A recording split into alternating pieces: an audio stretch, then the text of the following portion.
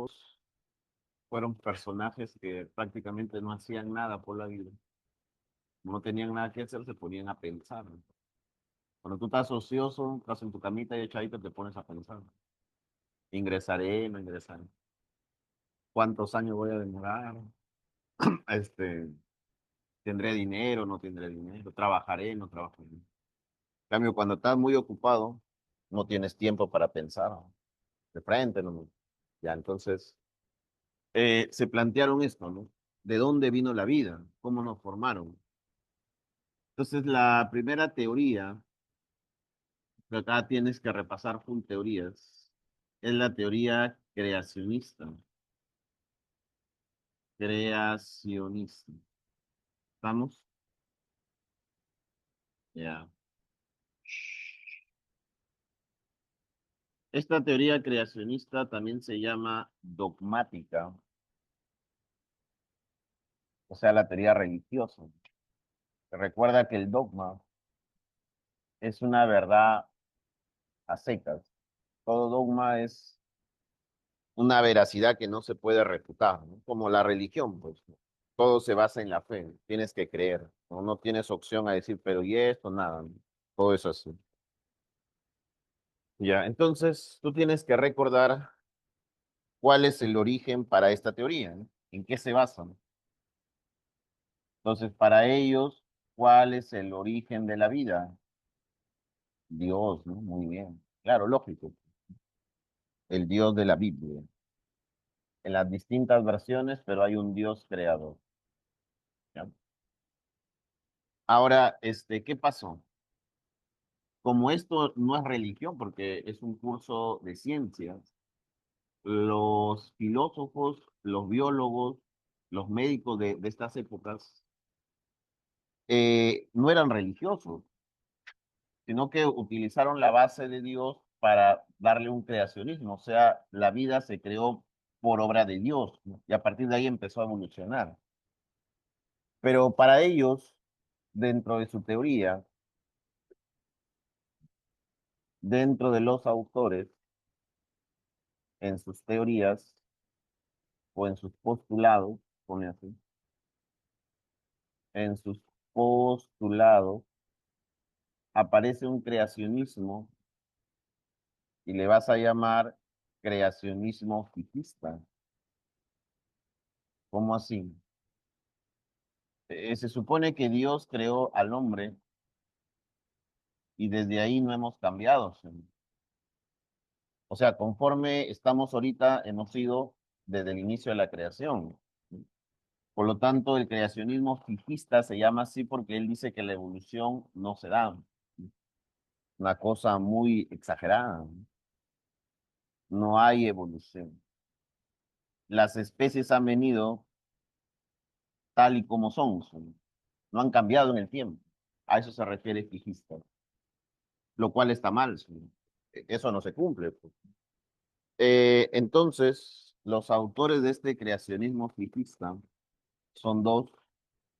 Tenemos a Carbon Linneo. Acuérdate que el Linneo lo vamos a estudiar en la clasificación de los seres vivos.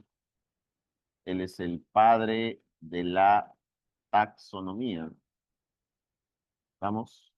Padre de la taxonomía. Ya. ¿A quién más? A Cuvier, tu amigo Cuvier. ¿Qué dice tu amigo Cuvier? Él es padre de la paleontología. Estudia los restos fósiles. Padre de la paleontología. Entonces, Cuvier observó los restos fósiles y se dio cuenta que no habían cambiado en el tiempo, ¿no? Que sí habían variaciones, pero prácticamente eran las mismas estructuras óseas. Entonces él dijo, no, las especies son tal igual, como se han creado, así estamos actualmente. No ha habido cambios. Por eso se llama creacionismo fijista, estacionario, quieto. Ya. Más bien, Cuvier dice que, ¿por qué se extinguen las especies? Por catástrofes. Él es el autor del catastrofismo. Ya listo. Entonces, él es el autor del catastrofismo. Ya. ¿Qué más? Los restos fósiles. Él decía que los restos fósiles no han cambiado, no han variado, no han cambiado en el tiempo, no han cambiado en el tiempo. Está excelente. B, pero eso no es cierto, ¿no? Entonces la religión no pudo mantener esa creencia por mucho tiempo porque se dieron cuenta que no es así, si hay evolución. Entonces no podían llamarle evolución como tal, le llamaron creacionismo, creacionismo, y le agregas la palabrita, ¿no? Transformismo. Ya. Este creacionismo transformista sí acepta una evolución, ¿no? Como que la religión se contradice, ¿no? Entonces ellos dicen que sí hay evolución, pero es una evolución lenta, que casi no genera cambios. Sí hay evolución.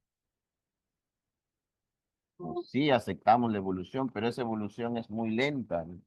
Es prácticamente imperceptible, decían estos autores. Es una evolución lenta, sin cambios contundentes, sin cambios contundentes.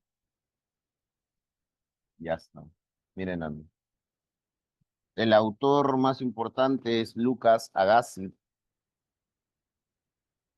Lucas Agassiz.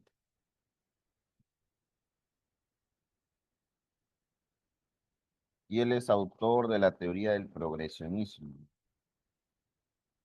Autor de la teoría del progresionismo. Ya está. Pero tú sabes que la religión, bueno, los dogmas generalmente tienen sus puntos en contra, ¿no? Aceptar algo así a secas no es tan bueno. Entonces, la ciencia siempre está ahí peleando. Entonces, esa teoría estuvo vigente mucho tiempo hasta que la ciencia empezó a plantear sus postulados. Empezaron a estudiar microorganismos y se descubrieron bacterias en ciertos restos fósiles.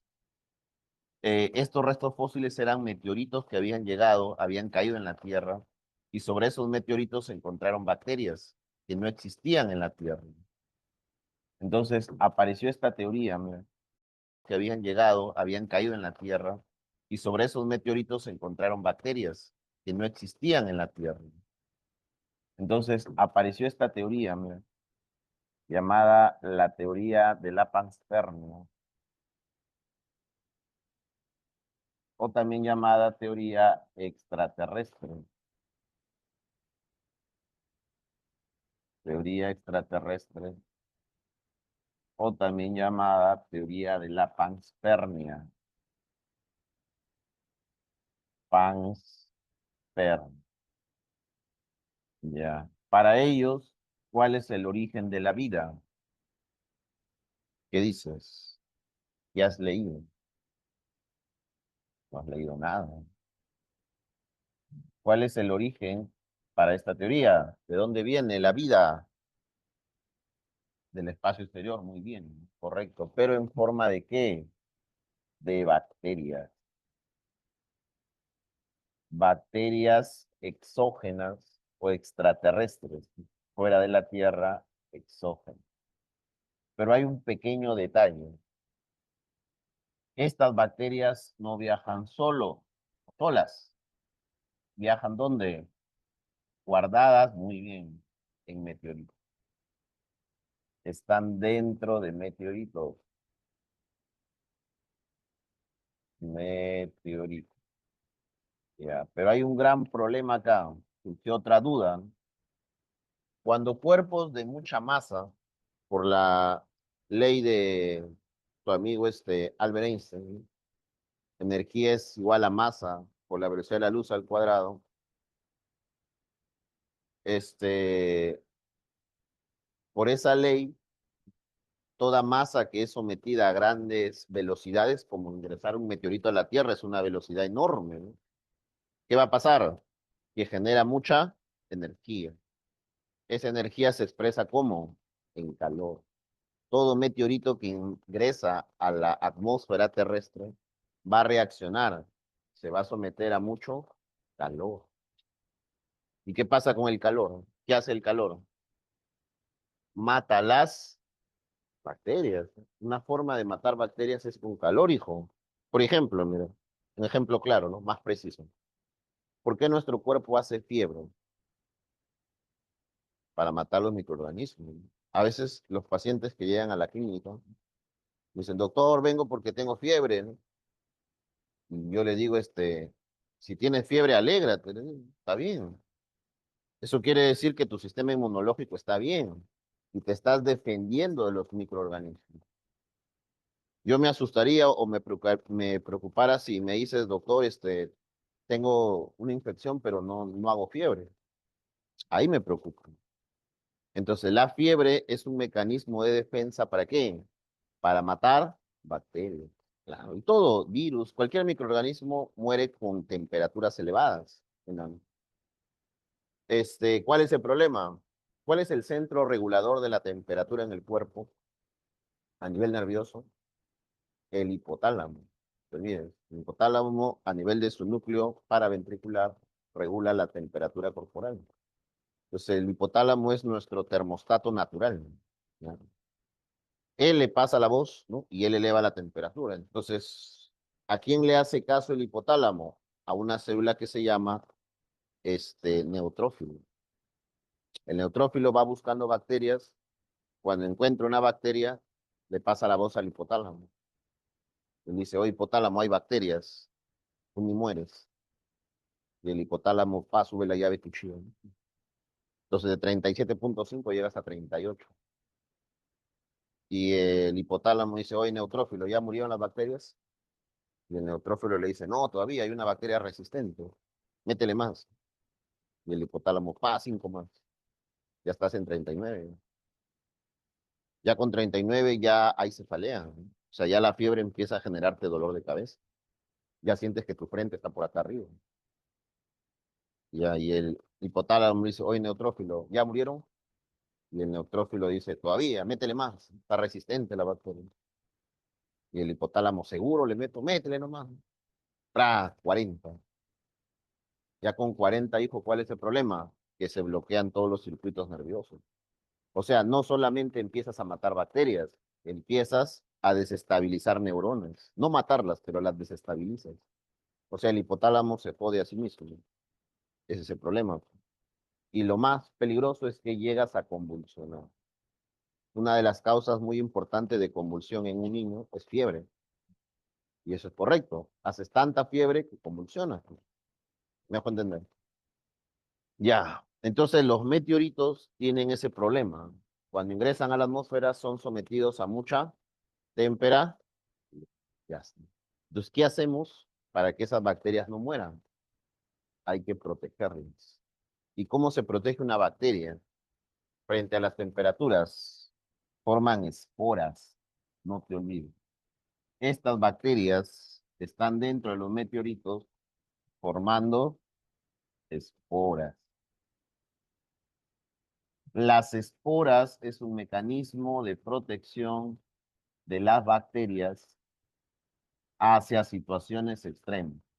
Las formas esporuladas de las bacterias o la capacidad que tienen las bacterias de formar esporas les permiten sobrevivir en ambientes muy extremos, en ambientes donde aparentemente no puede vivir microorganismos, ahí sobreviven las bacterias. Imagínate, por ejemplo, el Clostridium tetani. El Clostridium tetani es una bacteria que vive en las superficies oxidadas. Entonces, los pacientes que yo he tenido con tétano generalmente son albañiles que están ahí en sus vainas, y de repente están caminando y ¡pam! Un clavo en la pierna. Pa. Entonces, ese clavo está oxidado. Esas bacterias viven en ese óxido y se absorben al cuerpo. ¿Me dejo entender? ¿Y cómo sobreviven las bacterias en el óxido? No, no en un ser vivo, en una superficie que no tiene vida, mediante esporas, pues. Las bacterias se pueden esporular. ¿Estamos? Ya. Bacán. ¿Qué más? Eh, ¿Cuáles son los autores más importantes? Dentro de los autores destacan, por ejemplo, Richard. El más importante de ellos es Richard. ¿Qué dice tu amigo Richard?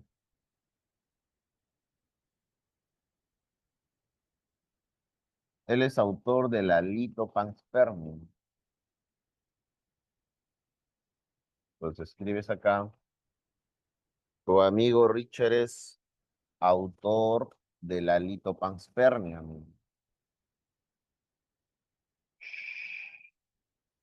Autor de la Litopanspermia.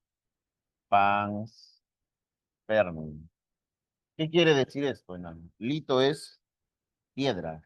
Panspermia, ya sabes, teoría de la formación de vida externamente. Él plantea que las bacterias vinieron en una roca, que es un meteorito, correcto. Esporas vinieron en una roca, que es un meteorito, correcto. Esporas más meteoritos, esporas más meteoritos. ¿Quién plantea esa teoría? Richard. Pero el problema era eso, pues, ¿no? Mientras más grande es el cuerpo, hay más, es más propenso a sufrir calor. Entonces, los meteoritos son sometidos a muchas temperaturas. Y esa elevada temperatura podría destruir ¿a quién? A las esporas, ¿no? Por eso, apareció Oro y él sugiere mejor la presencia de cometas, que son más pequeños. Entonces, mira cómo la ciencia empezó a partir de esto, empezar a modificar cosas. Entonces, apareció Oro y dijo, aguanta, ¿por qué mejor no sugerimos que las esporas viajen en cometas? Son cuerpos más pequeños. Esporas, más qué, más cometas. Está mejor, ¿no? Ya, pero igual los cometas, por ser cuerpos, igual se someten a elevadas temperaturas. Ya. Entonces, luego apareció, por ejemplo, eh, Crick,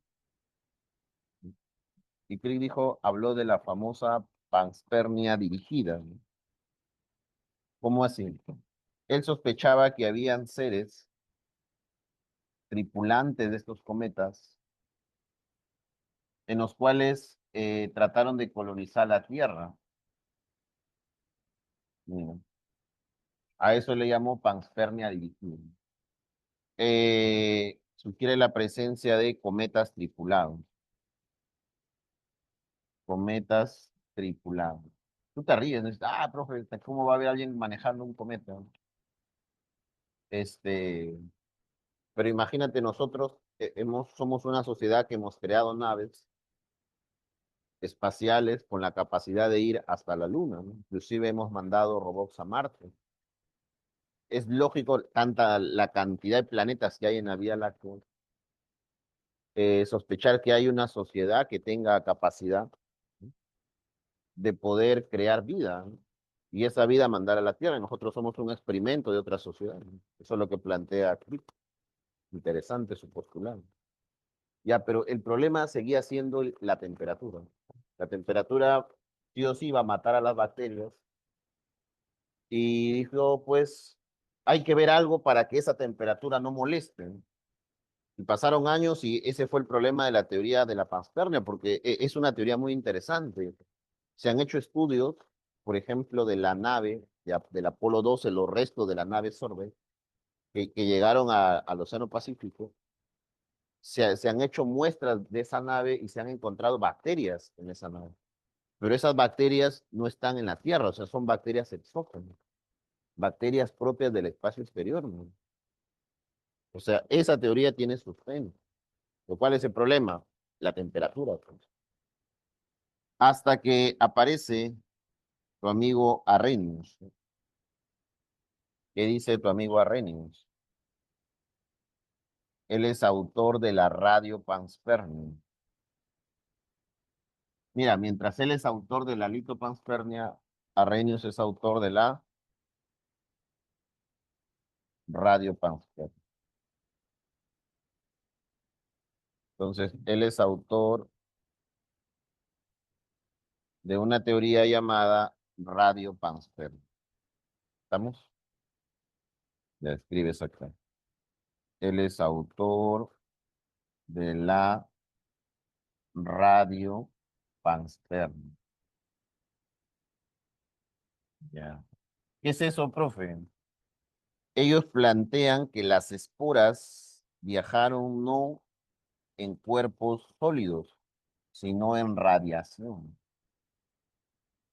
Las ondas electromagnéticas tienen la capacidad de poder transportar cuerpos muy pequeños, como bacterias, pues son microorganismos. Eso sí podrían ser transportados en ondas electromagnéticas. Y al ser ondas, no se ven sometidas al calor, a la temperatura. Y esa teoría está más aceptada. ¿Sí? Ah, no te olvides. Arrhenius mejora esto de la temperatura al sugerir la presencia de radiación. Entonces, con esto, la ciencia ganó nuevamente a la religión. Esto tiene más sustento y es posible. Entonces, la religión agarra y nuevamente no puede quedarse con los brazos cruzados. Esa pelea incalzable entre la ciencia y la religión. Entonces, ¿qué pasó? Que la religión otra vez toma eh, notoriedad, ¿no? Ataca nuevamente. ¿A través de qué teoría? Con estrés. Hablamos de la teoría abiogenésica. Nuevamente la religión surge a través de la teoría abiogenésica. Miren, ¿cómo también se llama esta teoría? La generación espontánea, la teoría más conocida, la teoría de la generación espontánea. Ahora, ¿qué sucede en Nano Camino? ¿Cuál es el origen de la vida para ellos? Tiene que ser Dios, porque es una teoría basada en la teoría creacionista, ¿no? Pero no le pueden llamar Dios, porque si le llaman Dios, nuevamente estarían reviviendo ¿a qué teoría? Esta que ya fue desfasada. ¿Sí? Entonces, para ellos tienen que maquillar el nombre. Es Dios, pero no le pueden llamar Dios. Entonces le llaman la fuerza que da vida. Entonces le llaman la fuerza vital, pero sigue siendo Dios. ¿Te das cuenta cómo la ciencia maquilla las cosas? La fuerza vital, ya. ¿Cuáles son sus postulados? Ellos dicen que, según su postulado, tú puedes formar vida a partir de materia inerte. Necesitas tener algunas condiciones para que esa materia inerte pueda formar vida. Pues se puede formar vida a partir de materia inerte. Mira, esa materia inerte tiene la capacidad de formar vida, pero para que esa materia muerta se transforme en vida, ¿qué necesitas? Que ingrese, que esté en contacto ¿con quién? Con la fuerza vital. Ese es un pequeño detalle, ¿no? Interesante. Es muy difícil a veces de corregir, ¿no? La materia inerte siempre tiene que estar en contacto con la fuerza vital. Tiene que ingresar la fuerza vital para que cobre vida. y se forme recién vivo. Ya. Entonces, ¿qué pasaron acá? ¿Cuáles son los autores más reconocidos? Aristóteles, por ejemplo. Ya. Eh, ¿Qué decía tu amigo Aristóteles? Él decía, por ejemplo, que los cocodrilos, Aristóteles, decía que los cocodrilos se forman a partir de troncos en los ríos. ¿No? Él decía que los troncos, o sea, la madera muerta que está ahí, pedazos de madera en los ríos, a partir de esos troncos, ¿quién se forma? Los cocodrilos. ¿Y realmente qué pasaba? Que el cocodrilo estaba debajo y encima había un tronquito. Pues Aristóteles miraba el tronco. De un momento a otro aparecía la cabeza del cocodrilo y ya no había el tronco. Y Aristóteles, oh, magia, la vida. Por eso te digo que está basada en la filosofía. Tú te ríes, pero en sus tiempos ellos alucinaban, filosofaban. Se metían su fumadita, ¿no? Pero ellos le llamaban filosofar, filósofo. Para ellos era filósofo. Ya. ¿Qué más? Eh, Luego aparece, por ejemplo, Empédocles, otro filósofo. ¿Qué decía Empédocles? Que los peces se formaban a partir del barro.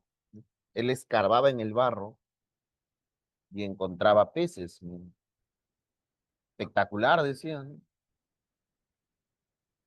Hoy en día se sabe que existen los peces pulmonados, ¿no?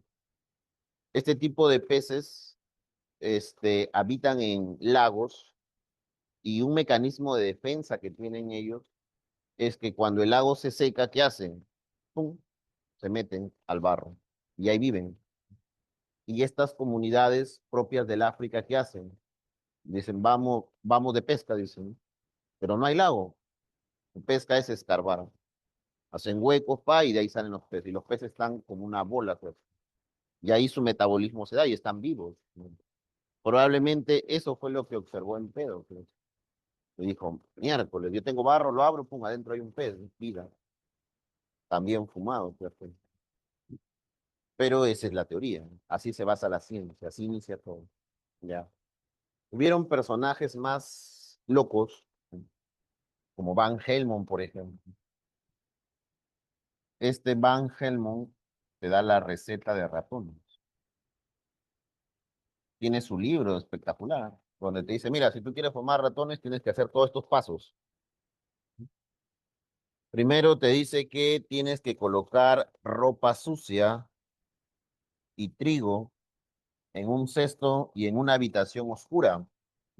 Dejarlo por 12 horas durante toda la noche y al siguiente día ya no hay el trigo ya, y el trigo se transformó en ratón.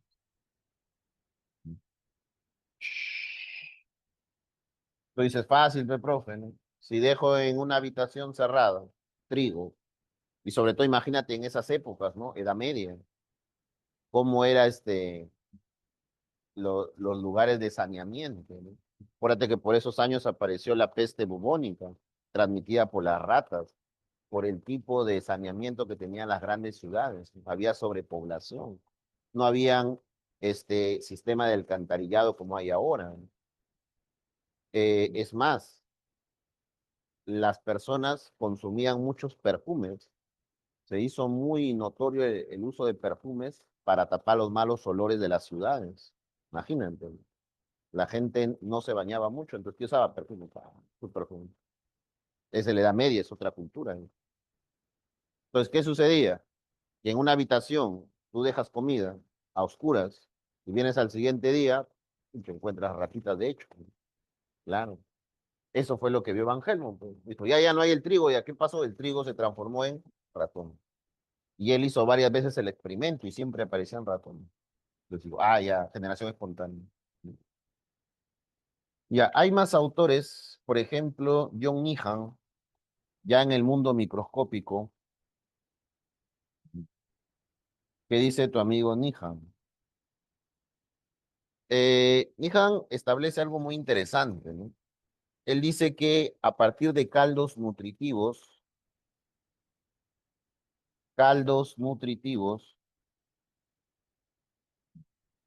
pasado cierto tiempo, concéntrate, chiquitín, a partir de caldos nutritivos, pasado cierto tiempo, se pueden llegar a formar ¿qué cosa?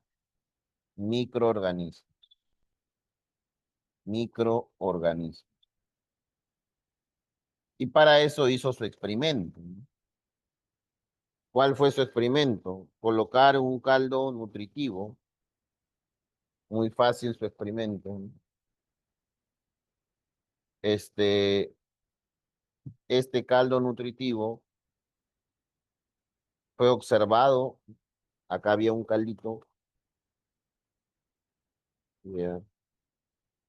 Ese caldo nutritivo se veía, tú veías y era puro, o sea, no había ningún microorganismo vivo, o sea, no había vida aparentemente. Pero ¿qué sucede? Que cuando se extraía una muestra de este caldo nutritivo, cuando sacabas una muestra de este caldito y lo llevabas al microscopio, ¿qué observabas en el microscopio? Al microscopio, ¿qué se observaba? Cantidad tremenda de microorganismos. Entonces Nihan dice, yo lo miro el caldo, no hay vida. Lo paso al microscopio, está lleno de vida. ¿Te das cuenta? ¿Cómo aparecieron los microorganismos? De la nada, dice, vida, ¿no? ¿Qué pasó? Ingresó la fuerza vital al recipiente, ¿no? Y le dio vida al caldo nutritivo y formó microorganismos. Eso no es correcto, pues esos caldos nutritivos ya están contaminados, ¿sí? ¿Y por qué no vemos los microorganismos? Porque son microscópicos, pues. ¿Cómo vas a ver una bacteria y dice, profe, mira acá, le enseño mi bacteria? No, no se pueden ver. ¿Estamos? Eso es lo que pasaba, ¿no? Simplemente es observación, pero te estoy hablando de la Edad Media, parte de la edad contemporánea, ¿no? Y aunque no creas, esta teoría tuvo vigencia muchos años. Muchos científicos, por ejemplo, Newton, Harvey, muchos religiosos como San Agustín,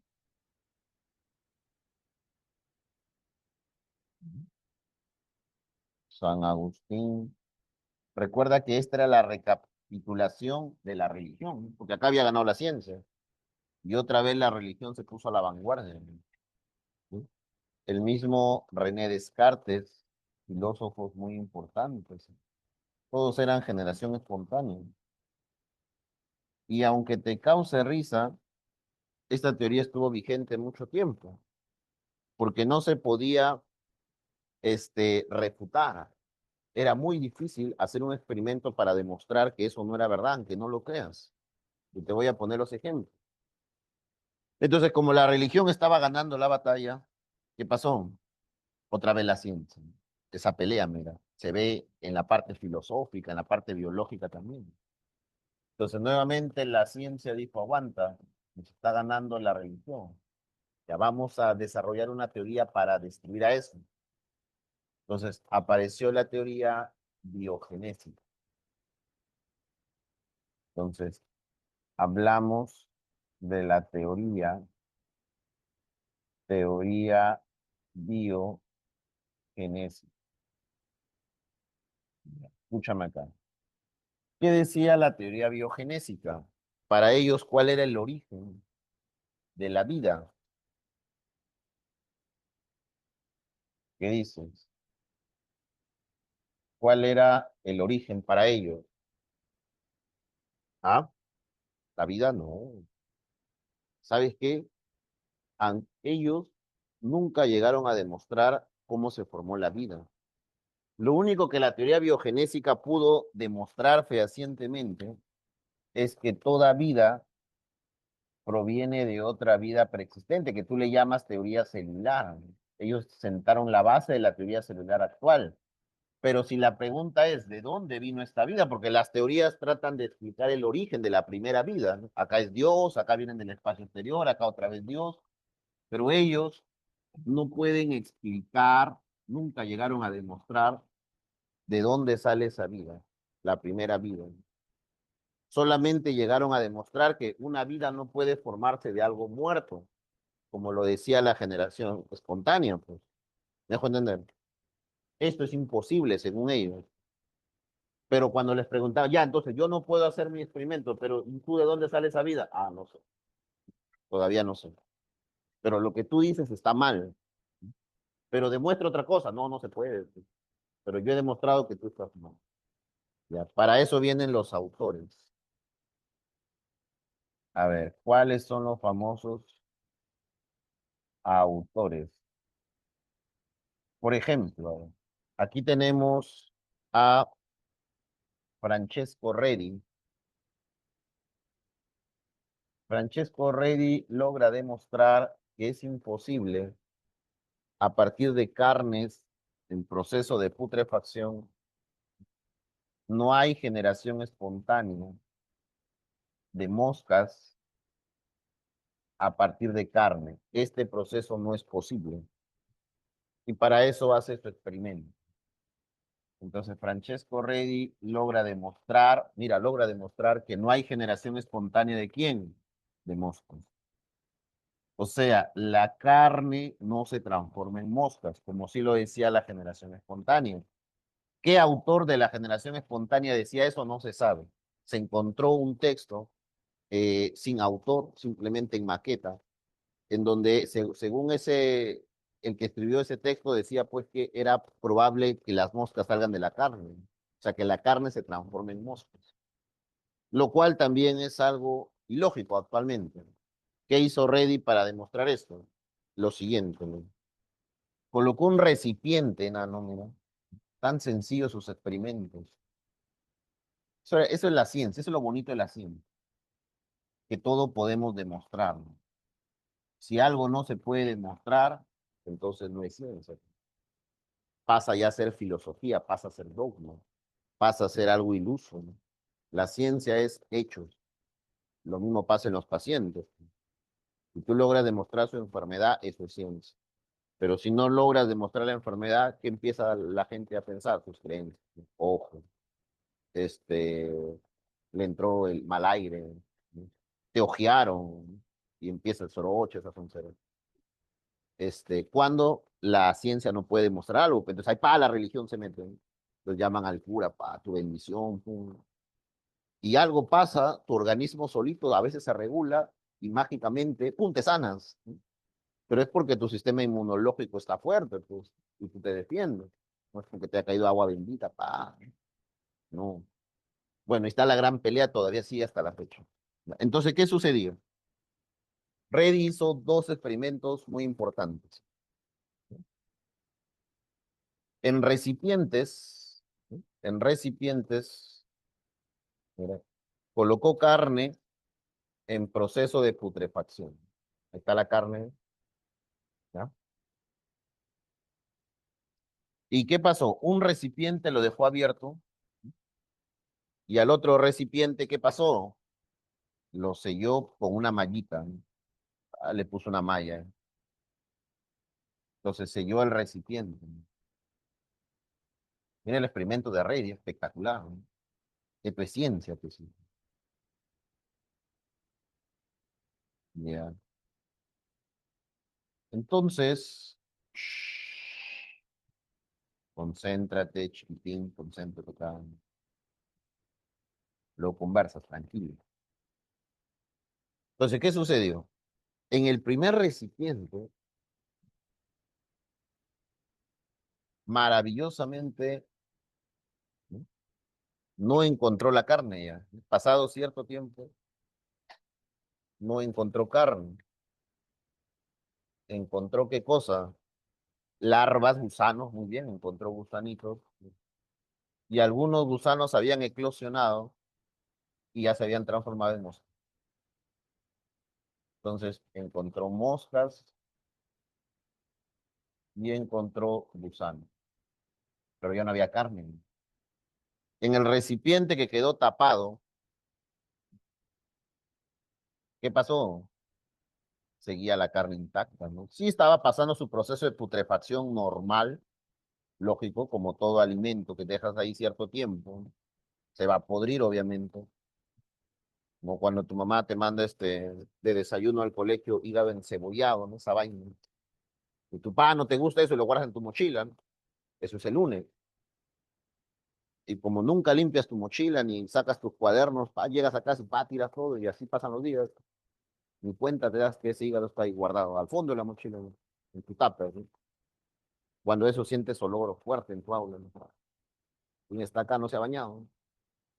Entonces todos los alumnos buscan tu mochila, sacan tu tupper, sin moscas obviamente, pero ya la carne en un proceso de putrefacción normal, ¿no? Entonces, eso fue lo que encontró Reddy, pues. Entonces, no había nada de moscas, la carne estaba presente, pero estaba pasando por un proceso de putrefacción normal, ¿no? Claro, mira. Entonces, aquí está la carne, está, pero la carne está por acá ya liberando líquidos, pero sigue ahí. Entonces, ¿qué encontró? Encontró la carne.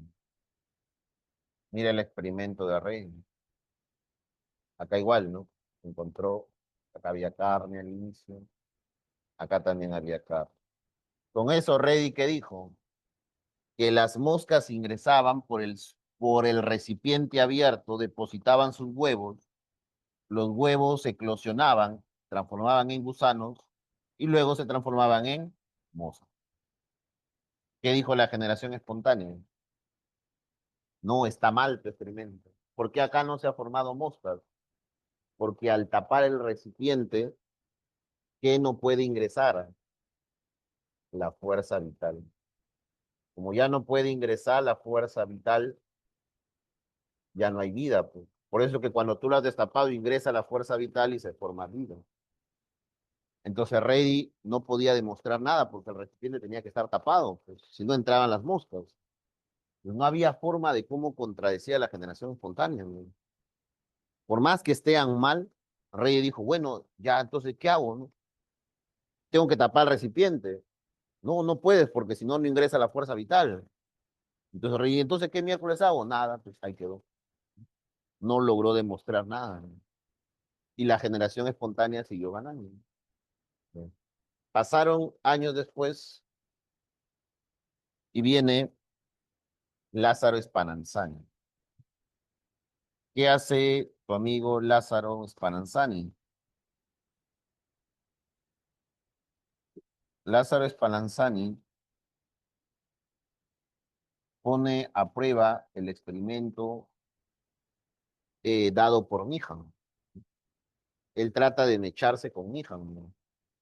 Entonces, ¿qué hace? Somete a un experimento muy interesante. Lázaro Spallanzani sospechaba que estos caldos ya estaban contaminados, ¿no? O sea, los microorganismos ya estaban en el caldo metidos, solo que no se ven, pues. Entonces, nuevamente, vamos a lo que te dije al inicio, ¿no? ¿Cómo destruyes microorganismos? Con calor, ¿no? Entonces, ¿qué se te viene a la cabeza? Hervir el caldo nutritivo, ¿no? ¿Por qué tu mamá te dice, toma agua hervida, enano? No tomes agua directa del caño, ¿no? Esa mala costumbre que tiene. Oh, mami, el agua hervida tiene un sabor feo, mejor el cañito, más rico. No, hijo, siempre hierve el agua. Mira, en Trujillo, en la universidad, cuando estaba en tercer año más o menos, estaba a llevarse el curso de microbiología. Entonces, en la Facultad de Medicina, obviamente, como Universidad Nacional, la UNT tiene algunos déficits. Dentro de esos déficits es saneamiento, ¿no? Pocas veces hay agua en los baños, todo eso. Pero cuando hay agua, los estudiantes vacan, ¿no? Llevan ahí su tomatodo, pum, y ya está. porque prácticamente vives ahí en la universidad, pues sí.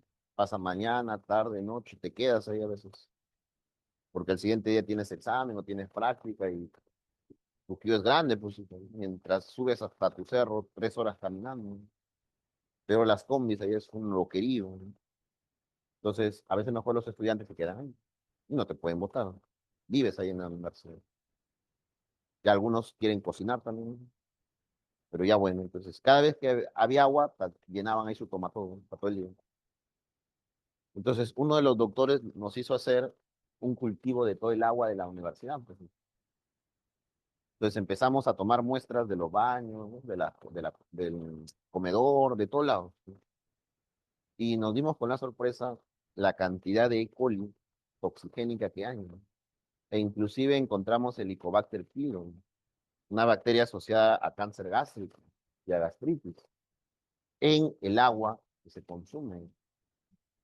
Y fuimos más osados todavía nosotros e hicimos el experimento en las casas de todo mi grupo. Cada uno llevó muestras de su casa y las sometimos al experimento, pues. Y peor, todavía, encontramos una contaminación tremenda. Obviamente tú dices, no, profe, el agua está clorada, ¿no? Que rico se siente cloro, pero a veces tú abres tu cacho y salen como burbujas, ¿no? Ese cloro. No, pero está bien clorada, no pasa nada, ¿no? No, igual, ¿no?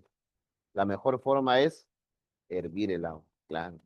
Y no meterla al microondas 1 minuto que se caliente nomás, no, hervir el agua. Ya. Entonces, ¿qué hizo Lázaro Spallanzani? Dijo, ya, el caldo nutritivo, algo debe tener este condenado caldo que ya tiene microorganismos, ¿no? Entonces, ¿qué hizo Lázaro Spallanzani? Hirvió el caldo, ¿no? Ah, ya se jodieron, dijo. Voy a hervir el caldo. Oye, paloma. Mira, pues, también estudian. Tienen su nido, ¿eh? Caldo.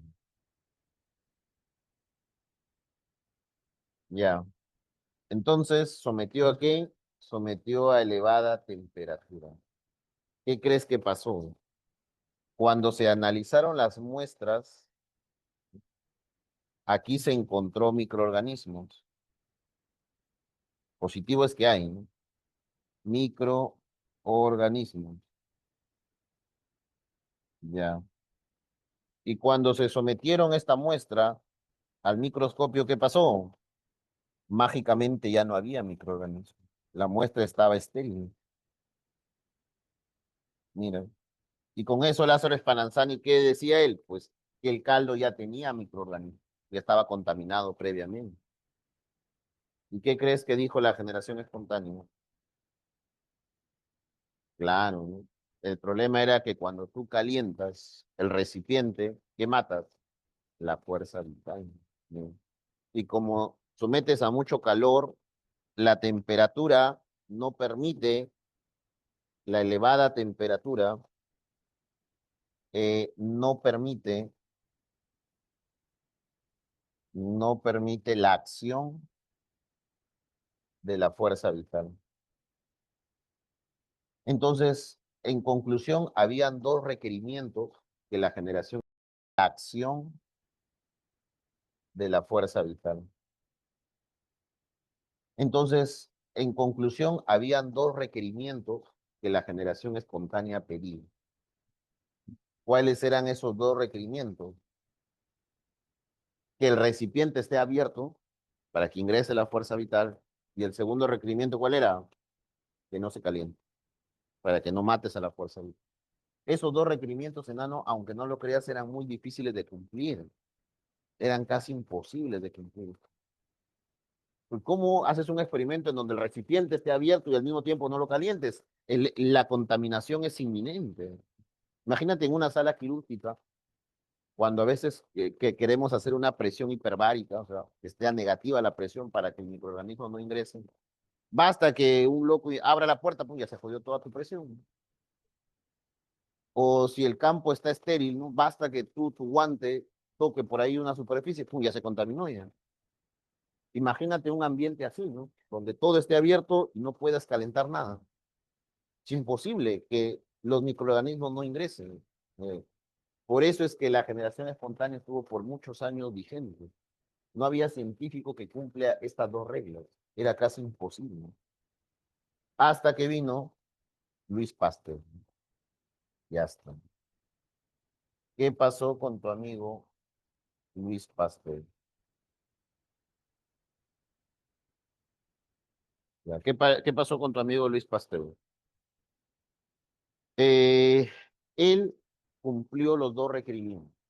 Mira, entonces escribes acá, un tercer investigador es tu amigo Luis Pasteur.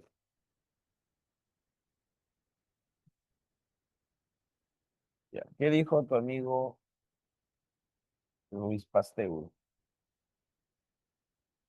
Dijo lo siguiente. Dicen las malas lenguas que, bueno, Luis Pasteur estaba en Cambridge, estaba ahí en su laboratorio, y él era alumno todavía, ¿no? Estaba haciendo algunos experimentos con unos matraces como estos. Entonces imagínate la escena, ¿no? Luis Pasteur solo ahí encerrado. En ese tiempo el internado era así fuerte. Entonces, dicen las malas lenguas que llega a visitarlo su flaquita de Luis Pasteur, que también era biólogo. Y salen toda la tarde, se van a pasear, y ya llega la noche y Luis Pasteur tenía que hacer unos experimentos al siguiente día. Entonces le encarga a su flaquita que le ayude con las muestras, pero nana agarra y quiebra algunas muestras, o sea, algunos matraces se rompen. Y entonces la enana asustada, para no decirle nada a Luis Pasteur, calienta los matraces como son de vidrio para tratar de modificarlos un poquito para que no se note que se habían roto. Y en su afán de ayudarlo a Luis Pasteur, dicen las malas lenguas que ella estira demasiado el cuello del matraz, creando un matraz de esta forma, ¿no? Ya, ahí, ¿no? Tú calientas el vidrio y se estira, y la enana le da esa forma, ¿no? El matraz de cuello de cis. Muy bien. Entonces, ¿qué sucedía? Mira, al siguiente día, Luis Pasteur encuentra estos matraces, ¿no? Y se asusta, oye, ¿dónde aparecieron? Y la enana dice, no, no, le explica, pues, ¿no? Quería arreglarlo, pero ya se jodió todo. Entonces, y Luis Pasteur dice, ya, ya, no te preocupes, déjalo ahí nomás, ya, ¿qué voy a hacer? Entonces Luis Pasteur empieza a extraer la muestra de los caldos nutritivos que habían en los matraces de cuello normal y el matraz de cuello de cisne. Cuando extrae la muestra del primer matraz, hay presencia de microorganismos. Microorganismos. El recipiente estaba abierto, lógico, nunca se calentó. Cuando se extrae la muestra de este matraz de cuello de cisne, cuando se extrae la muestra, enano, se da con la sorpresa de algo interesante, ¿no? El caldo nutritivo al microscopio no tenía microorganismos, no presentó, no presentó microorganismos. Pero lo curioso es que el caldo nutritivo nunca se calentó, nunca sirvieron los caldos como sí lo hizo Lázaro Spallanzani, ¿no? Ni tampoco nunca se cerró el matraz. El matraz estaba abierto, el aire podía ingresar, ¿no? O sea, la fuerza vital debería haber ingresado. Ni tampoco se calentó para decir que se mataron la fuerza vital, ¿no? Sin embargo, cuando se llevaron al microscopio y se observaron los restos de ese caldo, no había microorganismos, ¿no? Y eso fue espectacular, ¿no? El caldo se mantenía estéril, ¿no? Entonces, ¿qué pasó? Entonces, ese enunciado le generó una serie de experimentos a Luis Pasteur. que terminó con esta conclusión. ¿Cuál fue la conclusión más interesante, Luis Pasteur? ¿Dónde estaban los microorganismos? En el caldo no estaban. ¿Dónde estaban los microorganismos? Que llegaban acá. En el recipiente tampoco. ¿Cómo este caldo llegaba a contaminarse, mejor dicho? ¿Sabes quién era el real responsable de todo esto? El aire. Las bacterias, los microorganismos habitan en el aire, hijo. Y ese fue el gran aporte de Luis Pasteur. Los caldos se contaminaban por el aire. Pero ¿qué pasaba? Que el aire ingresaba al caldo, al recipiente, pero sin darse cuenta, en esta zona se había creado una zona de presión negativa. En ese desbalance que había mucha presión. Esa presión hacía que todos los microorganismos se queden atrapados en esta zona. Entonces, todos los microorganismos están acá, mira. Microorganismos. Esta zona de mucha presión hacía posible que el aire que llega al caldo nutritivo sea un aire estéril y todos los microorganismos se queden aquí, atrapados. ¿Estamos? Este fenómeno es interesante, ¿no? Luis Pasteur inventa el proceso de pasteurización que se usa actualmente para los alimentos, para las conservas, ¿no? Cuando abres tu atún, por ejemplo, destapas el atún, adentro hay un aire. Ese aire tiene que estar estéril. Muchas de las conservas igual, ¿no? Mantienen un aire interior y ese aire tiene que estar estéril. ¿Y cómo se logra? Mediante ese proceso, a presión. La presión hace que los microorganismos queden detenidos en una zona específica. ¿Mejor entender? Bien. Entonces, con esto, con este matraz especial, Luis Pasteur cumple las dos condiciones que sus antecesores no podían hacer, pues. El matraz estaba cerrado, ¿qué dices? No, estaba abierto. El matraz fue calentado, fue hervido el caldo, tampoco. Y a pesar de todo eso, no se encontró microorganismo. Luis Pasteur derrota fehacientemente, trae abajo ya la generación espontánea y sienta las bases de la teoría celular. Pero si tú le preguntas, ya Luis Pasteur, ¿y estos microorganismos de dónde vienen? Ah, no son. Ellos ya están en el aire ya. Pero ¿cómo llegaron al aire? No se sabe. Hay que hacer más estudios todavía. Pero lo que sí logra demostrar es que de la nada no se puede formar vida. Toda vida solamente viene de otra vida que ya existe. ¿Estamos? Esos son los postulados de la teoría celular. Entonces, Luis Pasteur es el que derrota o es el que eh, refuta, mejor así, derrota muy fuerte, refuta categóricamente,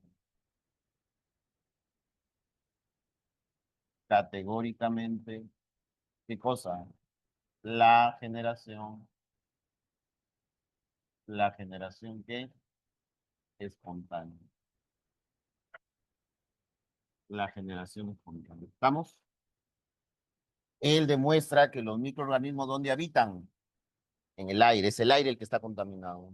Y es así, hijo, si pudiéramos llevar una muestra de aire al microscopio, te sorprenderías la cantidad de microorganismos que hay, ¿no? Te asustarías tanto que no quisieras ni respirar.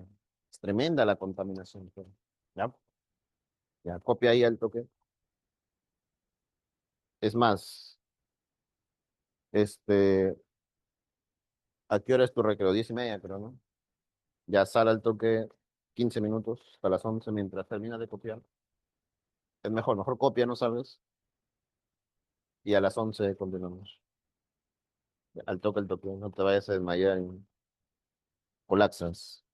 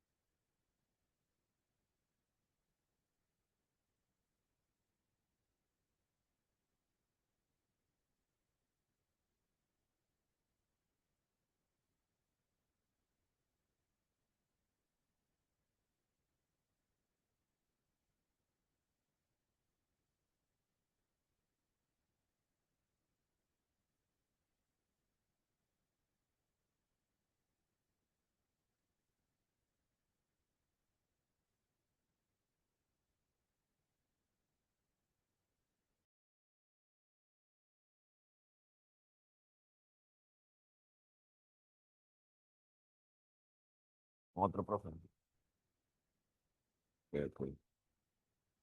Ah, son dos grupos. Sí.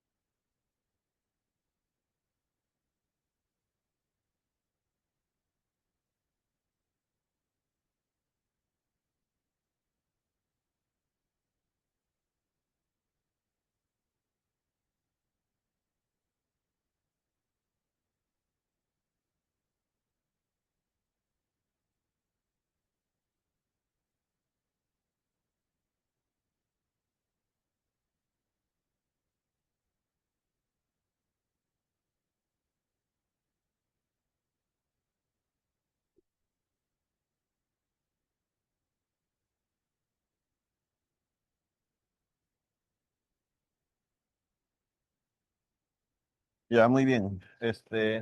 ¿Qué teoría toca? Punto 5 creo que toca. Ah, mira, punto 5. Ya. Entonces nos habíamos quedado en la generación espontánea y todo estaba muy bien. O sea, ya por fin se cayó la teoría biogenésica, ¿no? Ya por fin la teoría biogenésica con Luis Pasteur ya le dijo, ¿sabes qué? Generación espontánea, tú estás en otra, pues, no tiene nada que ver con la ciencia. Pero quedó un vacío, ¿sí? ¿Cuál era ese vacío? Que no se había demostrado realmente el origen de la vida, ¿no? Solamente se había demostrado que una vida genera otra vida, nada más. Pero hoy, comadres, ¿ya acabaron de conversar o las espero todavía que están las niñas? Ya concentro. Entonces te decía que todavía falta demostrar de dónde sale esta vida, la primera vida, porque pues se llama teorías del origen de la vida. ¿Qué sentido tiene plantear teorías del origen de la vida si me vas a decir que toda vida viene de otra vida? Nada más. No tiene sentido. Entonces faltaba algo más. La ciencia siguió avanzando hasta que por fin apareció la teoría quimiosintética, quimiosintética, o también llamada del origen prebiológico, porque se planteó que las primeras formas de vida tuvieron su origen en la bioquímica. Entonces, por eso se llama teoría del origen, también llamada del origen prebiológico, prebiológico. ¿Listo? Excelente. Ya. Ahora escúchame acá. Plantea lo siguiente, mira.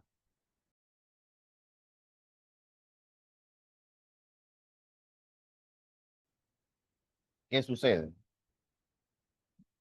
Para esta teoría, ¿cuál es el origen de todo? Ella ya logra demostrar, mira. Eh, Esta teoría dice que las primeras formas de vida se formaron a partir de reacciones químicas. ¿De qué cosa? De moléculas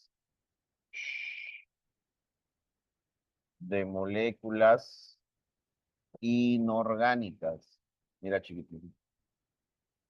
Es muy diferente a decir moléculas o materia inerte. son cosas diferentes, ¿no? La materia inerte es, por ejemplo, esta regla. Pero cuando yo te hablo de moléculas, te estoy hablando de carbohidratos, te estoy hablando de glúcidos, te estoy hablando de compuestos nitrogenados, te estoy hablando de CO2, de monóxido de carbono, ¿no? Te estoy hablando de compuestos. Entonces, acá no dice materia, ¿no? No dice materia, dice moléculas. Las moléculas pueden reaccionar, la materia no puede reaccionar, hay una gran diferencia. Entonces, cuando estas moléculas reaccionan en un ambiente adecuado, bajo condiciones adecuadas, mágicamente se forma vida, mira. Estas moléculas empiezan a tener intercambios eléctricos. O sea, nosotros somos una serie de interacción atómica.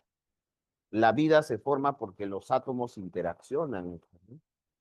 ¿Has escuchado sobre la partícula de Dios, por ejemplo? Leen, eso es importante, porque ustedes poco a poco se vayan culturizando, ¿no? Pues en vez de estar viendo sonceras ahí en TikTok, lee cosas de ciencia, ¿no? No hay nada más bonito que tener una conversación con alguien que sepa de ciencia. Eso te admira más como persona, ¿no? Si tú hablas de lo que todo mundo habla, ¿no? No tiene mucho sentido. Tienes que ser diferente. Pues lee sobre la partícula de Dios. Tiene mucho que ver con el origen de la vida. La vida existe porque los átomos interaccionan, ¿no? Entonces, ¿qué sucede? ¿Qué moléculas inorgánicas son las que se dieron paso, ¿no? Para formar la vida? La mayoría de estas moléculas eran gases, ya que los autores se basaron en una atmósfera de cómo fue la Tierra. Ya, silencio. Una atmósfera, y le vamos a llamar así, mira, una atmósfera primitiva.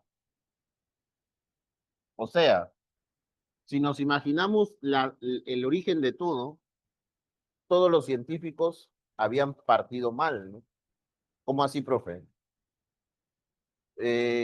O sea, estamos en el escenario equivocado, mejor dicho, ¿no? Porque todos los autores de todos los experimentos se imaginaron el origen de la vida, pero actual, en una tierra actual. ¿Me dejo entender?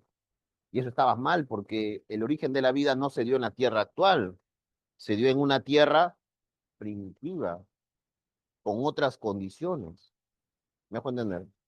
Entonces, todos los postulados anteriores estaban mal porque no se habían ubicado en el tiempo. Habían visto cómo se formó la vida, pero ahora estos autores no. Ellos dijeron, aguanta, pero esa vida, la primera vida, existió en un ambiente diferente al que estamos ahorita. Entonces se plantearon esa atmósfera de cómo fue la Tierra en su inicio, cuando no había nada de vida. ¿Me dejo entender? A eso le llamaron atmósfera primitiva. ¿Qué contenía esta atmósfera primitiva? Una serie de gases. Como por ejemplo, profe, abundante metano, amoníaco, dióxido de carbono, monóxido de carbono, ácidos, anhidridos, ya, vapor de agua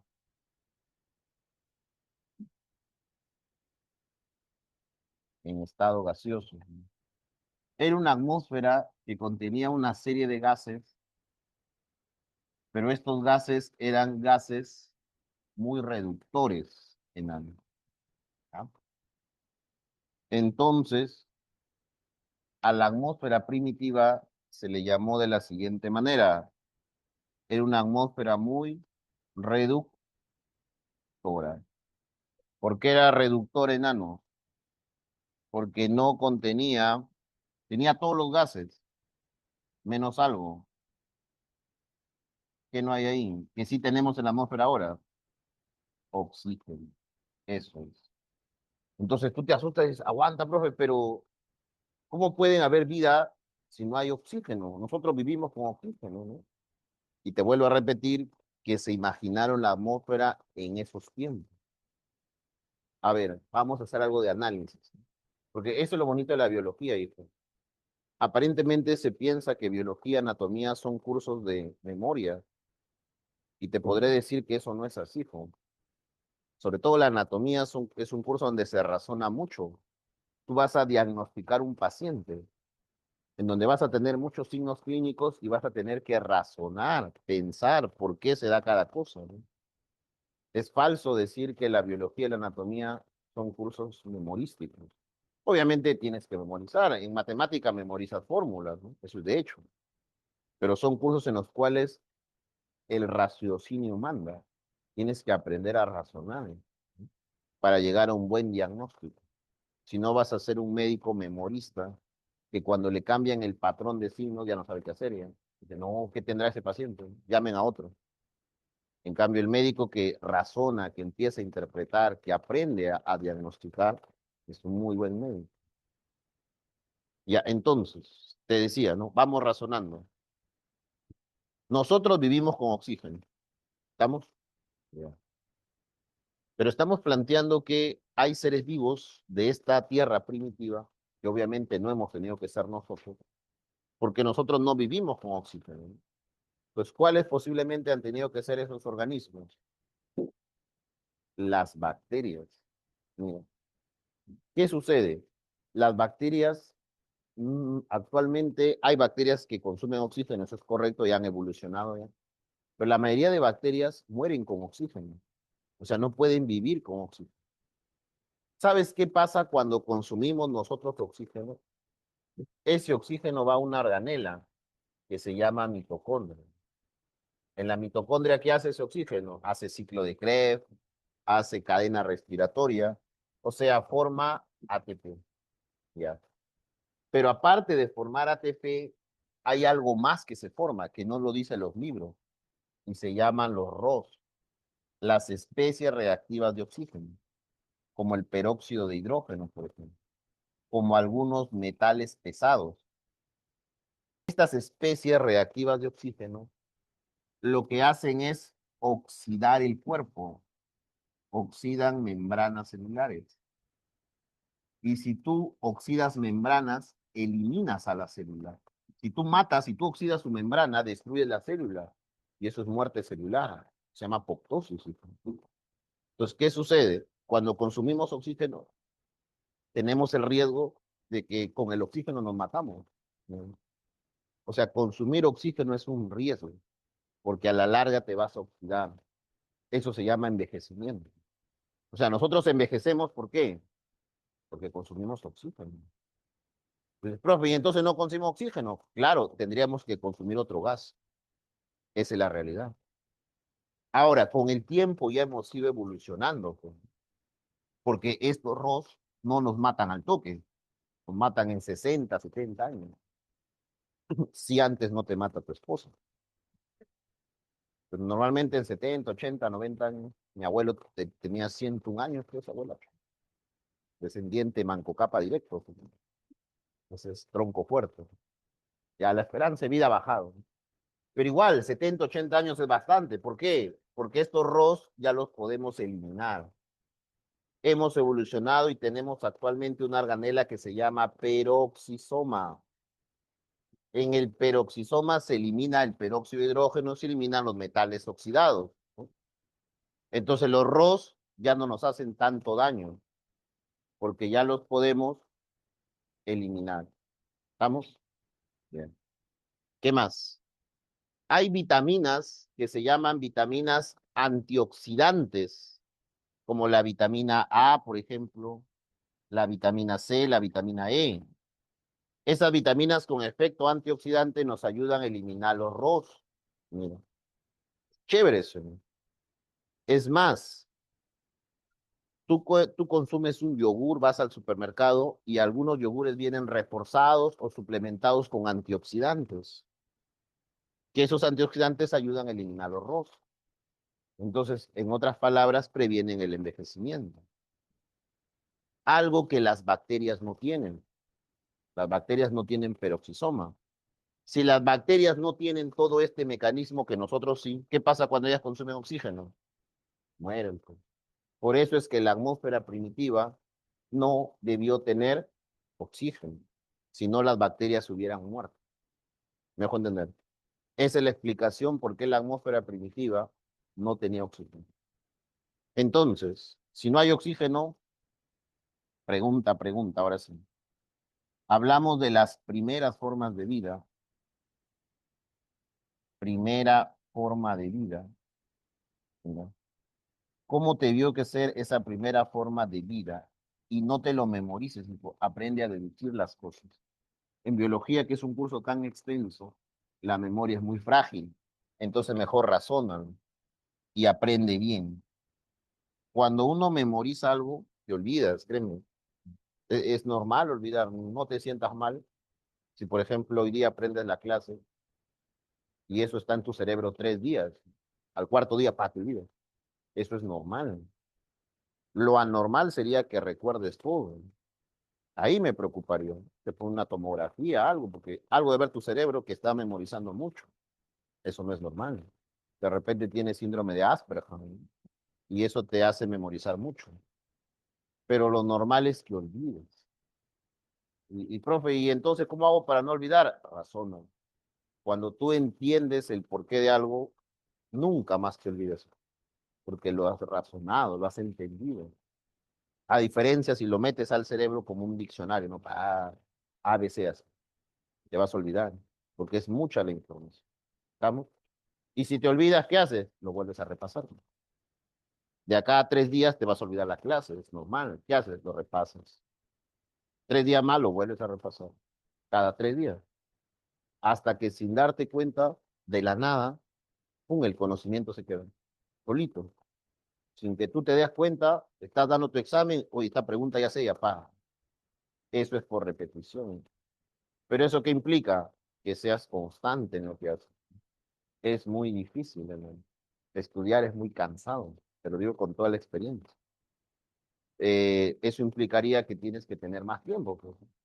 O sea, madrugadas, tardes que no vienes a la academia a seguir repasando. La hora de almuerzo, pa, de vuelta a repasar.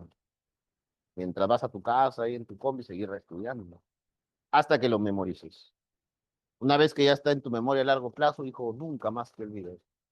Cuando tú le preguntas, profe, ¿cómo memoriza tanto? ¿Cómo sabe tanto? Porque lo repaso, pues. Hasta hoy en día, antes de venir a la clase, tengo que mirar el resumen. No voy a ir a una clase así al aire libre, aunque a veces me arriesgo, ¿no? Pero siempre hay que mirar la clase previo. Ya, entonces vamos repasando, vamos razonando, mejor dicho. ¿Cómo te vio que ser esa primera forma de vida? ¿Tenía que consumir oxígeno? No, no pudo ser aeróbica. Tendría que haber sido anaeróbica. Ya. Si estamos planteando que fue una bacteria, las bacterias son pluri o unicelulares. Uni. Un organismo pluricelular es algo que se ve, hijo. Las bacterias no se ven, ¿no? Un protozoo se ve, tampoco. Por eso que el protozoo es uni, lógico. Entonces, ese organismo ha tenido que ser, ¿qué cosa? Unicelular. Ya, mira, ¿qué más? ¿Es procariota o eucariota? Procariota porque aún no tiene núcleo, no tiene nada. Entonces, unicelular, procariota. Ya, ¿qué más? ¿Podrá ser autótrofo o heterótrofo?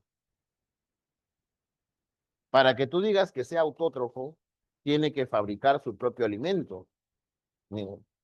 Y para fabricar su propio alimento tienes que tener una organela donde lo fabriques. ¿Me dejo entender? Por ejemplo, las plantas tienen su cloroplasto. Las bacterias más evolucionadas tienen mesosoma.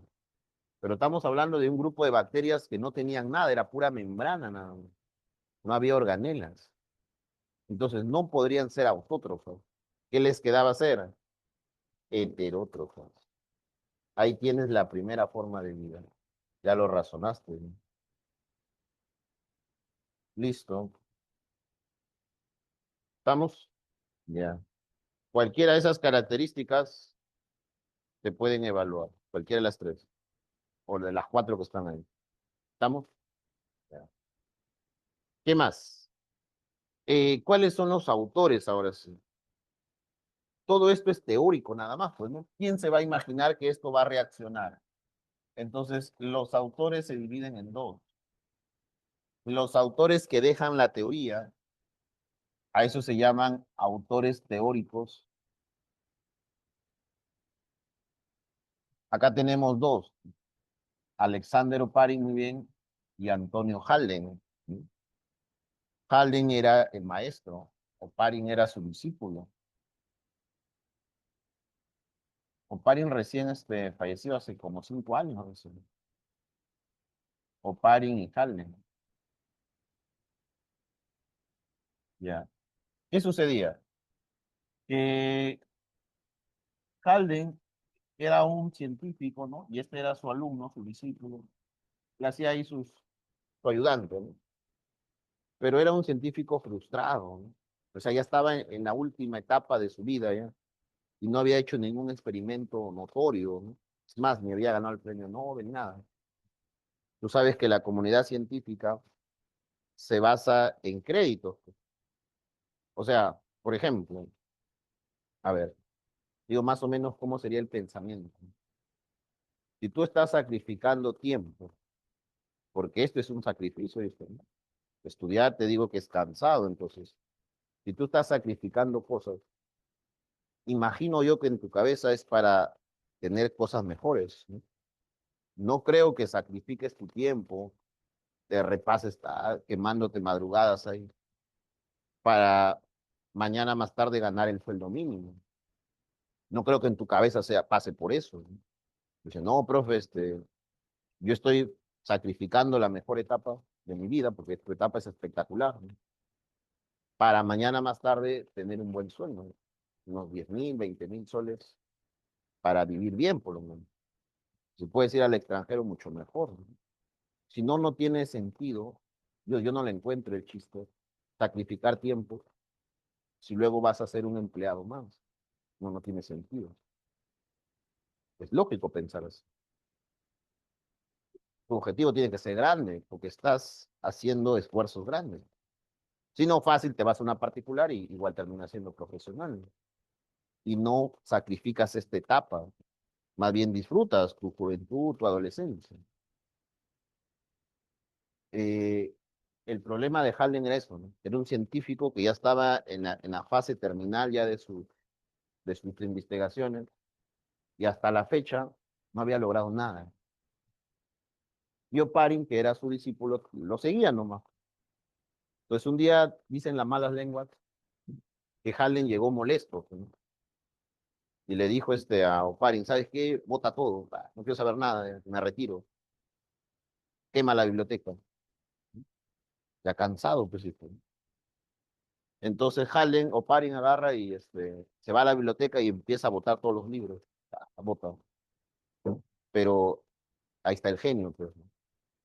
En eso que está botando los libros, lee unos pequeños postulados de lo que Halden había planteado al inicio, cuando él recién estaba en su auge de científico loco. Y él había hecho esto tratando de recrear esa atmósfera. Entonces, ¿qué sucede? Que Oparin le dice, oye, pero esto tiene razón, ¿no? Vamos a tratar de escribirlo. Y lo reescriben los dos. Y dejan un libro, un postulado ahí. Que cuando ellos quieren hacer el experimento, ¿qué pasa? Que en la época no tienen la tecnología. Es como que, no sé, a mí se me ocurre a hacer un libro y digo, ¿sabes qué? Quiero hacer la teletransportación, ¿no? Y doy todos mis pasos, pa, pa, pa, pa. Pero cuando quiero someterlo necesito mucha energía, necesito una terminal nuclear, eso no hay acá. Entonces no puedo experimentarlo. Y ahí quedó mi investigación, quedó ahí. Porque la tecnología de mi época me limita. Entonces, el libro de los dos, él lo escribe y él lo reescribe, lo mejora, queda ahí. A Haldane muere, como cualquier científico más, sin nada por descubrir en la vida. Y años más tarde aparecen dos autores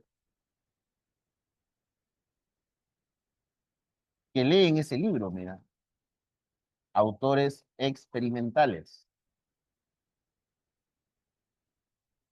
Ya. ¿Cuáles son estos dos autores que leen los postulados de Oparin y Halden? Haro Huller y Antonio Miller. Un alemán, Miller alemán y Hurey de Inglaterra. Los dos leen el libro que dejó Parin, porque Halden ya estaba en la otra, pues. Es como que yo dejo mi libro para la teletransportación y pasan miles de años y otro alumno lo lee y dice, "Hoy tiene razón el profe, ¿no?". Pero la tecnología de esa época ya es mejor, ¿ya? Entonces, ¿qué hace? Pueden recrear esa atmósfera. Pueden hacer en un laboratorio y ahora sí ya pueden mezclar estos gases, lo que los primeros no pudieron hacer. ¿Estamos? Entonces, ¿por qué se llaman experimentales? Porque ellos realizaron el experimento. ¿Y cuál fue el famoso experimento? Recrear la atmósfera, ya, recrear la atmósfera ¿qué? Primitiva. Diseñaron todo un sistema de tubos muy complejos. Hasta la fecha hay este experimento. En Alemania hay una máquina, en Inglaterra está la otra máquina, son dos, que han creado como parte de monumentos históricos de lo que el mundo ha creado y con la mente humana es maravillosa. Entonces, ¿qué pasó? Se hicieron una especie de calderas en donde en esta caldera se pusieron todos los gases y luego se le colocó un voltaje simulando las tormentas eléctricas para finalmente en la última fase agregarle vapor de agua para que no se disipe a la nueva muestra. Y por acá se obtuvo el caldo de la reacción química. Ya. Este fue la caldera uno, o sea, el reactor uno. En este reactor uno estaba el metano, el amoníaco, todo en fase gaseosa. Estaba el dióxido de carbono, todos los gases. Acá se le había sometido un electrodo, o sea, una resistencia. ¿Para qué? Para darle energía, para darle electricidad. ¿Estamos? Ya. ¿Por qué tendrías que darle electricidad? Porque estos gases no van a reaccionar. Esta energía simula las tormentas eléctricas. Se supone que en esta tierra primitiva había muchas tormentas eléctricas. Y eso fue la energía necesaria, la chispa, para que estos gases empiecen a reaccionar. Y por último, ya cuando el caldo estaba creándose, tendrías que agregarle el vapor de agua. El oxígeno ingresando, el agua, perdón, ingresando como aire, como vapor de agua. A todos estos gases que se estaban mezclando acá, finalmente le agregabas el vapor de agua. La muestra que obtenías se recogía y a esta primera masa, ¿sabes cómo se le llamó? El famoso coacervado. Mira, producto de gases, tuvieron una masa, un coloide, de todas las moléculas reaccionando, las moléculas se reorganizaron y empezaron a formarse moléculas orgánicas. Mira, se empezaron a formar las primeras moléculas que orgánicas. Una- ¿Cuáles fueron esas primeras moléculas orgánicas? Glúcidos, por ejemplo. Hablamos de los glúcidos.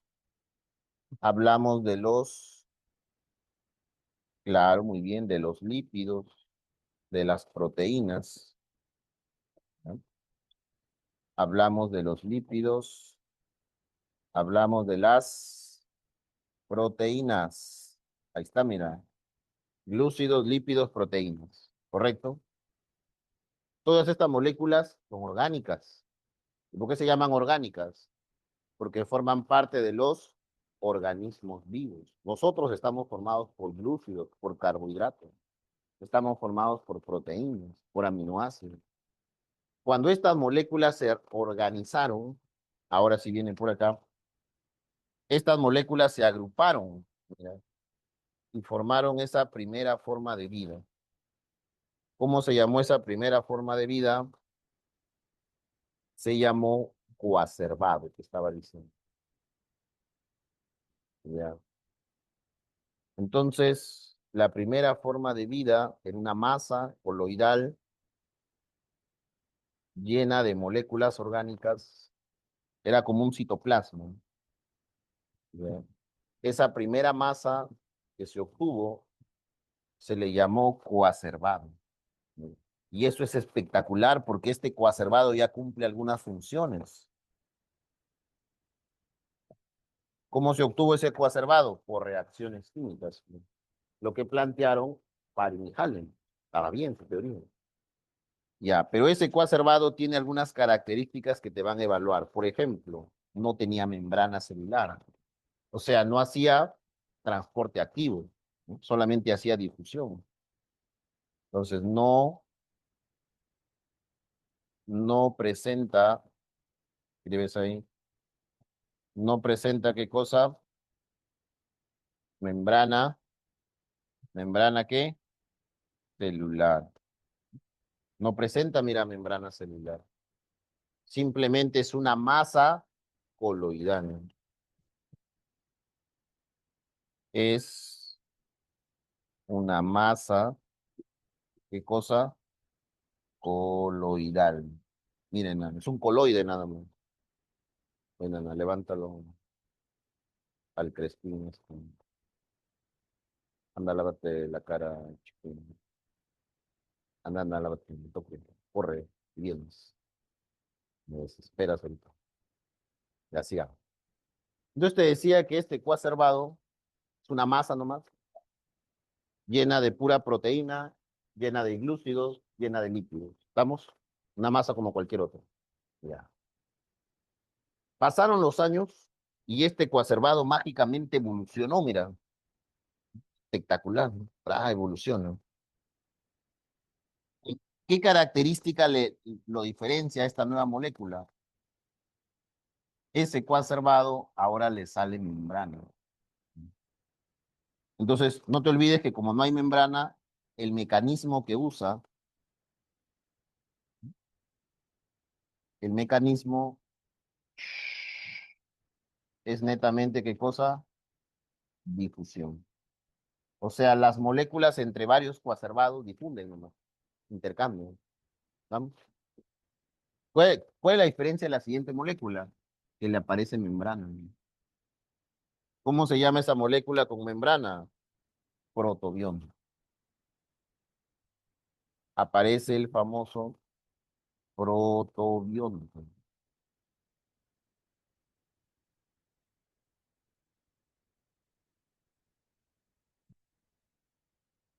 Ya. Apareció el protobionte. ¿Qué sucede con el protobionte? Este protobionte ya tiene membrana celular. Es una masa coloidal con membrana, ¿qué? Celular. Esa es la diferencia. Por lo tanto, ya hay intercambio. Recién acá, como hay membrana, hay intercambio de medios. Ya puedes decir que hay un citoplasma, ya puedes decir que hay una matriz, ¿no? Ya puedes decir que hay un espacio extracelular. El coacervado no tiene espacio extracelular. ¿Me dejo entender? Este protobionte seguía creciendo más. Luego le aparece ya algunas organelas. Y a esta estructura con membrana celular y con algunas organelas se le llama eubión. O si quieres llamarle en términos sencillos,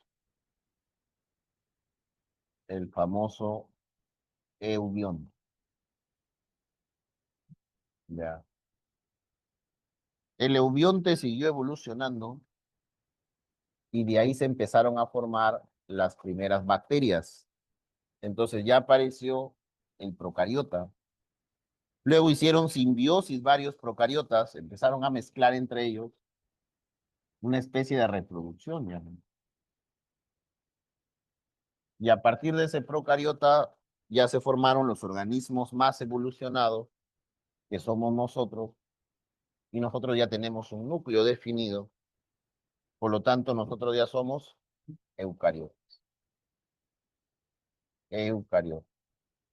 Este ya es una célula con división celular, con reproducción, con biosíntesis interna. ¿Todo a partir de qué? De moléculas.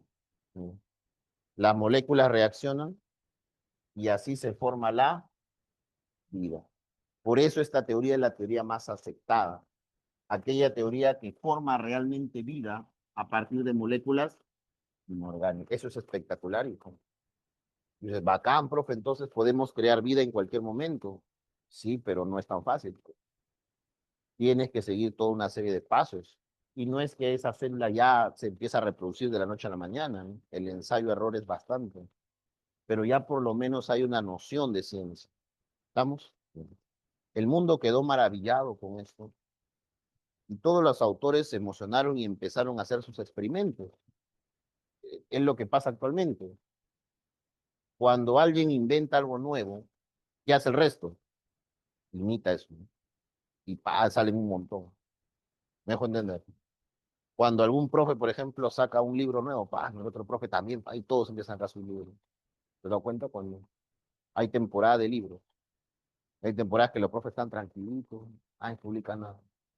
O cuando se dan preguntas de exámenes de admisión, hay momentos en que las universidades se pasan la voz, aunque no lo creas. Y yo te digo porque cuando voy a dictar a Lima, la misma pregunta que viene en la San Marcos, en la Presan, la misma pregunta pasa para Chimbote, ¿no? Te la evalúan acá en el Santo. Y la misma pregunta se pasa a Trujillo y le evalúan en la UNT. Y la misma pregunta sigue para Chiclayo y le evalúan allá. Y yo ahora está saltando a Huaraz, también la misma vaina. Como ya hay medicina allá, también las mismas preguntas van dando vueltas. Acá es igualito, ¿no? El mundo científico se emociona con esto y la comunidad científica empieza a hacer sus propios experimentos. Entonces aparecen un montón de autores que hacen esto y cada uno crea nuevas moléculas. ¿Mira? Entonces, por ejemplo, ¿a quién más se le ocurre hacer cosas? Aquí ponen letra Urey y Miller, fueron los primeros, los pioneros, pero luego de ellos vinieron un montón. Entonces escribes acá, por ejemplo, ve, ¿a quién tenemos? Por ejemplo, tenemos a Alfonso Herrera. Alfonso Herrera. Estas reacciones químicas, las primeras reacciones químicas, estas reacciones químicas, como se dieron en agua, ¿sí? Esa agua simuló el mar. El vapor de agua obviamente ingresó como agua, pero luego se formó un coloide. Ese coloide simuló el mar. Por lo tanto, Harold Fuller y Stanley Miller pusieron que las reacciones se dieron ¿dónde? En el mar. O sea, las primeras formas de vida, ¿dónde surgieron? En el mar. Por eso que tú vas a ver en Discovery Channel, en un montón de canales muy bonitos de ciencia, ¿no? O de history también. Eso debe estar viendo en vez de estar viendo Soncero. Culturízate. No hay nada más bonito que alguien que sepa de cultura, ¿no? Mira, hay un documental muy interesante sobre la teoría del simio acuático. Revísalo. Hay varios postulados donde hablan de una fase humana, donde las primeras formas de vida fueron acuáticas y nosotros tenemos algunos rezagos de esas formas de vida. Por ejemplo, mira, estira tu manito así, mirándote así, acá, y observa esta membrana que están en tus dedos. Eso se llama membrana nictitante. Esta membrana niquitante lo tienen organismos acuáticos. Revisen las focas, revisen los lobos marinos. Algunas aves que tienen la capacidad de nadar, ellos tienen su membrana niquitante. En nosotros ya está atrofiada, pero no tiene sentido que nosotros tengamos un atavismo atrofiado de algo que no somos diseñados para nadar. O sea, puede resistir máximo 3, 5 minutos en el agua, ¿no? Pero no somos organismos acuáticos. Sin embargo, tenemos rezagos de que alguna vez fuimos en el agua. O sea, en algún momento de nuestra evolución fuimos acuáticos. Eso es lo que te quiere decir tu propio cuerpo, ¿no? ¿Te das cuenta?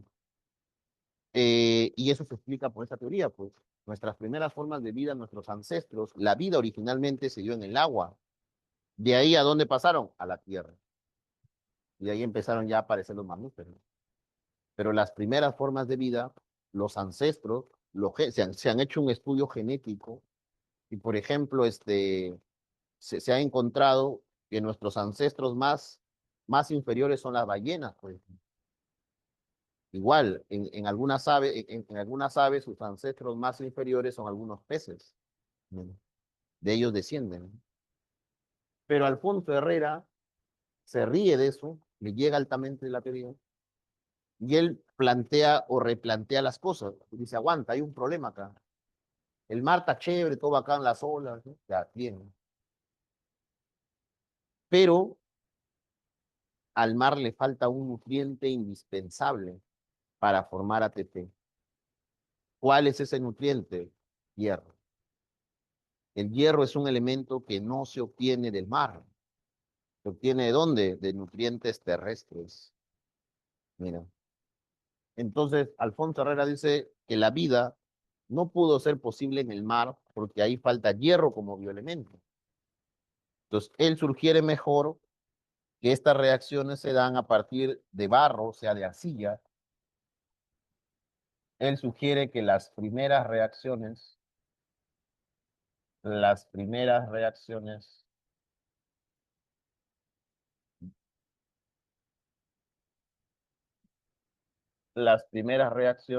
se dan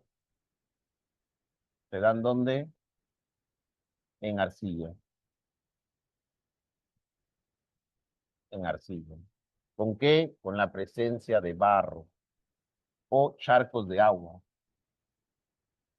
En pequeños charcos de agua es donde se tuvo que formar las primeras formas de vida. Y es porque acá se encuentra el hierro y otro bioelemento indispensable, que es el magnesio.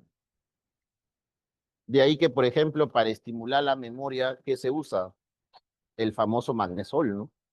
Claro.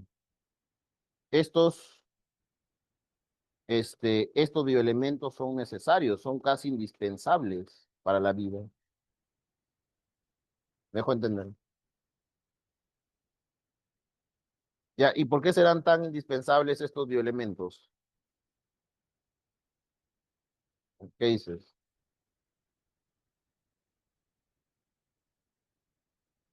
¿Por qué serán tan indispensables estos? Porque con ellos se forma ATP, las mayores cantidades de ATP.